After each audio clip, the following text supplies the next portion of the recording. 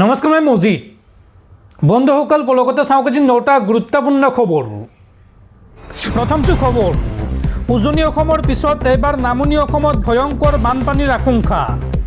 ভূটানে এৰিছে পানী, কুৰিশ্ব জলবিদ্যুৎ প্ৰকল্পৰ পানী এৰিছে ভূটানে। সাৱধান হওক নামনি অসমৰ ৰাইজ। আই আৰু মানহ নৈৰ পাৰত থকা ৰাইজলৈ সতৰ্কবাণী, নৈৰ পাৰলৈ নাযাবলৈ আহ্বান প্ৰশাসনৰ।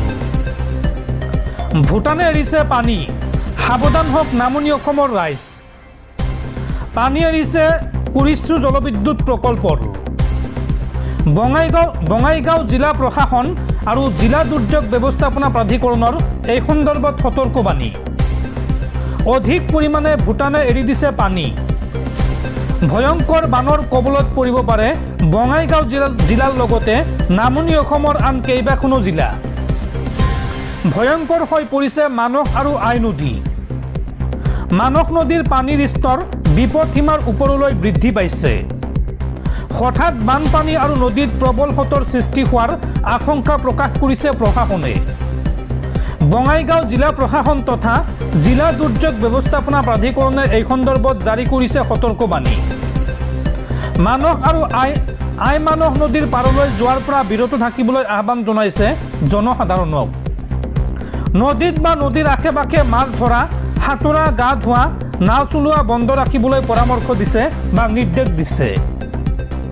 পানীত বুৰ গৈ থকা পথ, দলং অথবা নলা পাৰ হ'বলৈ কোনো ধৰণৰ চেষ্টা নকৰিব সাধাৰণ ৰাইজে।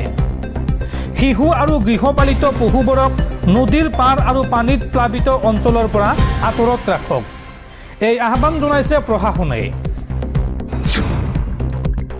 পৰৱৰ্তী খবৰ, ভাৰত চৰকাৰৰ ওচৰত ক্ষমা বিচাৰিলে মেটাৰ মুখ্য কাৰ্যবাহী বিষয়া মাৰ্ক জুকাৰবাৰ্গে।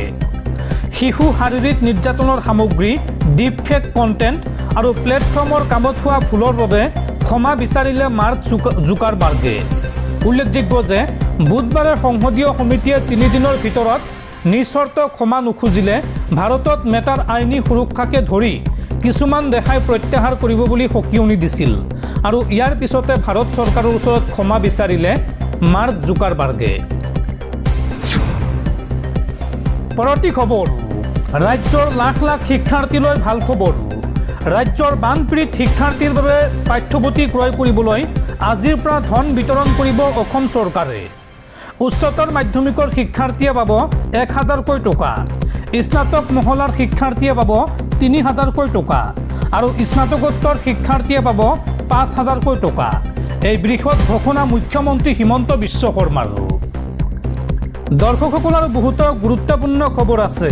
তাৰ আগতে আপোনাক জনাওঁ যে যদি আপুনি এতিয়ালৈকে এইটো ভিডিঅ'ত লাইক কৰা নাই তেন্তে এতিয়াই ভিডিঅ'টোত লাইক কৰি দিয়ক আৰু এনেকুৱা ধৰণৰ ভিডিঅ'সমূহ নিতৌ চাবলৈ চেনেলটো ছাবস্ক্ৰাইব কৰি কাষত থকা বেল আইকনটো প্ৰেছ কৰি ৰাখক।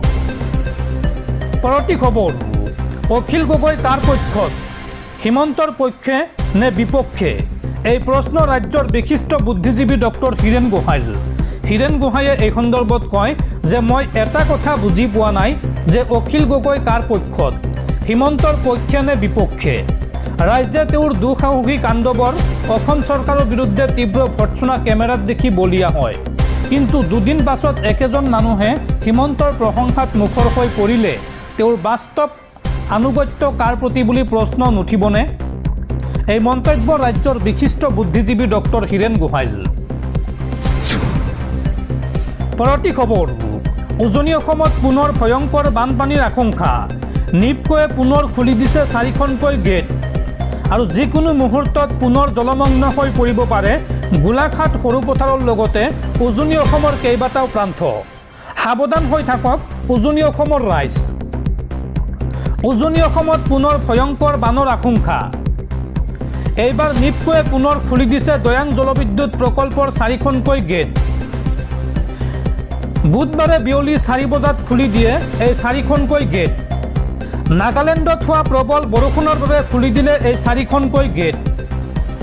ৰিজাৰ্ভাৰৰ পানী 322.4 মিটাৰ উচ্চতালৈ বৃদ্ধি পায়। প্ৰতিখন গেট 1.25 মিটাৰলৈ খুলি দিয়া হৈছে। নাগালেণ্ডৰ বান্ধৰ পানীয়ে প্ৰত্যক্ষভাৱে এতিয়া খুন্দা মাৰিব গোলাঘাটত। মেৰাপানী সৰু পথাৰ, নুমলীগড় আদি হ'ব প্লাবিত। জলস্তৰ বৃদ্ধি পালে যোৰহাট আৰু শিৱসাগৰৰ দিশে পানীয়ে গতি কৰাৰ আশংকা। দয়াং আৰু ধনশিৰি নৈয়ে উজনিৰ বিপদ মতাৰ আশংকা। পৰৱৰ্তী খবৰ, বাংলাদেশলৈ উভতি যাব প্ৰাক্তন প্ৰধানমন্ত্ৰী শ্বেখ হাছিনা। এই সন্দৰ্ভত কান্দি কান্দি প্ৰথমবাৰলৈ সংবাদমেল সম্বোধন শ্বেখ হাছিনাৰ। ভাৰতলৈ পলাই অহাৰ পাছত প্ৰথমবাৰলৈ সংবাদমেল সম্বোধন কৰি দেশবাসীলৈ কেইবাটাও মন্তব্য কৰিলে বাংলাদেশৰ প্ৰাক্তন প্ৰধানমন্ত্ৰী শ্বেখ হাছিনাই। অশান্ত জৰ্জৰ পৰিস্থিতিৰ মাজত দেশ এৰিব লগা হোৱাৰ পাছত বাংলাদেশৰ প্ৰাক্তন প্ৰধানমন্ত্ৰী শ্বেখ হাছিনাই প্ৰথমবাৰৰ বাবে সংবাদ মাধ্যম যোগে নিজৰ মনৰ কথা ব্যক্ত কৰে। বুধবাৰে সন্ধিয়া 6 বজাত নতুন দিল্লীৰ foreign correspondents club of south Asia চমুকৈ FCC ছাউথ এছিয়াত অনুষ্ঠিত হয় বাংলাদেশৰ প্ৰাক্তন প্ৰধানমন্ত্ৰী শ্বেখ হাছিনাৰ গুৰুত্বপূৰ্ণ ভাৰ্চুৱেল সংবাদমেলখন। সংবাদমেলখন সম্বোধন কৰি নিজৰ দেশৰ কথা প্ৰকাশ কৰিবলৈ গৈ আৱেগিক হৈ পৰে প্ৰাক্তন প্ৰধানমন্ত্ৰীগৰাকী। সংবাদমেলখনত বাংলাদেশৰ সাম্প্ৰতিক পৰিস্থিতিক লৈ গভীৰ দুখ প্ৰকাশ কৰি তেওঁ কয় যে বৰ্তমানৰ বাংলাদেশখন সেইখন দেশ নহয় যাৰ স্বাধীনতাৰ বাবে লাখ লাখ জনে নিজৰ জীৱন আহুতি দিছিল। নিজৰ বক্তব্য প্ৰদান কৰাৰ সময়তে পূৰ্বৰ প্ৰধানমন্ত্ৰীগৰাকীয়ে নিজৰ আৱেগ ধৰি ৰাখিব নোৱাৰি কান্দি পেলায়। তেওঁ কয় যে দেশখনত সৃষ্টি হোৱা বিশৃংখলতা আৰু হিংসাত্মক পৰিৱেশে তেওঁৰ হৃদয় ভাঙি পেলাইছে। বাংলাদেশৰ স্বাধীনতা সংগ্ৰাম আৰু তাত দেশবাসীয়ে দিয়া আত্মবলিদানৰ কথা উল্লেখ কৰি তেওঁ ক্ষোভ আৰু দুখৰে কয় যে বৰ্তমানৰ পৰিস্থিতিয়ে সেই ত্যাগক অপমানিত কৰিছে। সংবাদমেলত তেওঁ কয় যে তেওঁ নিজৰ দেশলৈ উভতি যাব বিচাৰে। সকলোবোৰ দিশ পৰ্যালোচনা কৰি চলিত বৰ্ষৰে ডিচেম্বৰ মাহত তেওঁ বাংলাদেশলৈ উভতি যাব বুলি প্ৰকাশ কৰে।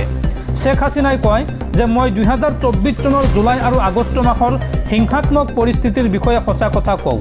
এইটো কোনো শান্তিপূৰ্ণ ছাত্ৰ আন্দোলন নাছিল। মোৰ চৰকাৰে আৰম্ভণিৰে পৰাই আলোচনা, আইনী প্ৰক্ৰিয়া আৰু ধৈৰ্যৰ জৰিয়তে সমস্যাটো শান্তিপূৰ্ণভাৱে সমাধান কৰিবলৈ চেষ্টা কৰিছিল।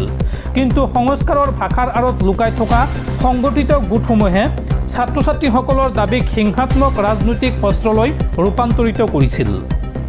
তেওঁ লগতে কয় যে 5 আগষ্টৰ পিছত হিংসা ৰাজনৈতিক অত্যাচাৰৰ অভিযানত পৰিণত হয়। 16 জুলাইত ঢাকা কলেজৰ ছাত্ৰ তথা ছাত্ৰলীগৰ কৰ্মী ছাবুছ আলীৰ হত্যাকাণ্ডৰ পৰা আৰম্ভ হোৱা হত্যাকাণ্ড বন্ধ হোৱা নাই। আৱামী লীগৰ নেতা আৰু শ্ৰমিকক হত্যা কৰা হৈছে, অপহৰণ কৰা হৈছে, গ্ৰেপ্তাৰ কৰা হৈছে, ঘৰৰ পৰা উচ্ছেদ কৰা হৈছে আৰু তেওঁলোকৰ বিৰুদ্ধে ভুৱা গোচৰ ৰুজু কৰা হৈছে। শ্বেখ হাছিনাই লগতে কয় যে কমেও 10,000 লোকৰ মৃত্যু হৈছে বা নিৰুদ্দেশ হৈছে। যোৱা 2 বছৰত প্ৰায় 6,50,000 লোকক গ্ৰেপ্তাৰ কৰা হৈছে আৰু 3,500 গোচৰ ৰুজু হৈছে। অৰ্থাৎ প্ৰায় 4,50,000 নেতা, শ্ৰমিক আৰু সমৰ্থকে অভিযোগৰ সন্মুখীন হৈছে। 10 লাখতকৈও অধিক লোকক নাম প্ৰকাশ নকৰা অভিযুক্ত হিচাপে তালিকাভুক্ত কৰা হৈছে।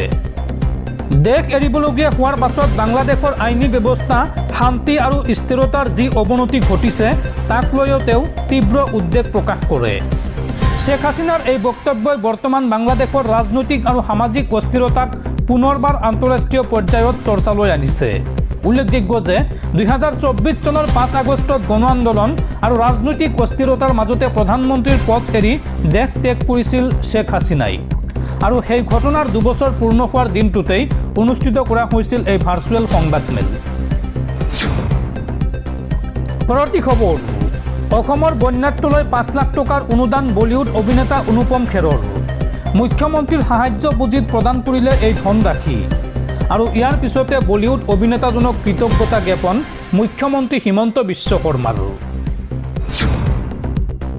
পৰৱৰ্তী খবৰ, লাখ লাখ মহিলালৈ ভাল খবৰ। প্ৰতিগৰাকী মহিলাই লাভ কৰিব 8 গ্ৰামৰ সোণৰ মুদ্ৰা। কথামতেই কাম মুখ্যমন্ত্ৰীৰ। নিৰ্বাচনৰ আগত যি প্ৰতিশ্ৰুতি প্ৰদান কৰিছিল সেই প্ৰতিশ্ৰুতিয়েই এতিয়া আখৰে আখৰে পালন কৰিছে তামিলনাডুৰ মুখ্যমন্ত্ৰী বিজয় থালাপতিয়ে।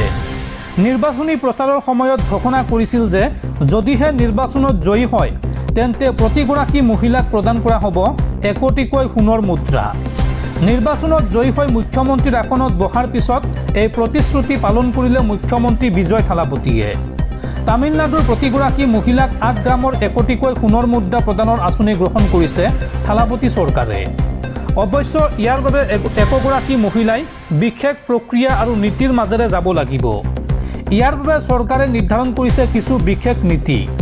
আৰ্থিকভাৱে পিছপৰা পৰিয়ালৰ কন্যা সন্তানৰ বিবাহ, বিধৱা মহিলাৰ বিবাহ বা আন্তৰ্জাতিক বিবাহৰ ক্ষেত্ৰত সাহায্য প্ৰদান কৰা হ'ব। কইনাৰ বয়স ন্যূনতম 18 বছৰ আৰু দৰাৰ বয়স 21 বছৰ হ'ব লাগিব। তেতিয়াহে এই 8 গ্ৰাম সোণৰ মুদ্ৰা লাভ কৰিব।